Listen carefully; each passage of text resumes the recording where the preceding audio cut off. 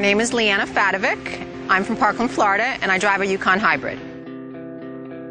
When we were looking for a vehicle a couple of years ago, we decided that a hybrid would be beneficial. It's helpful because we drive 20 miles each way to school.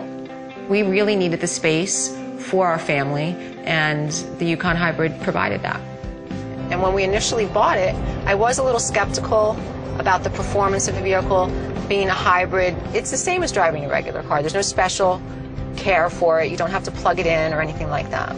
The battery charges while you drive. My favorite thing about the Yukon is the gas mileage. You can't beat it. I get almost 20 miles to the gallon. People definitely notice that it's a hybrid, especially with the increase in gas prices right now. This summer we plan to take the Yukon for a family vacation. It is quite a distance, but because we get good mileage on this vehicle, we will take the truck. When I get in line at school, sometimes the security guards even say, wow, you have a hybrid. What kind of mileage do you get?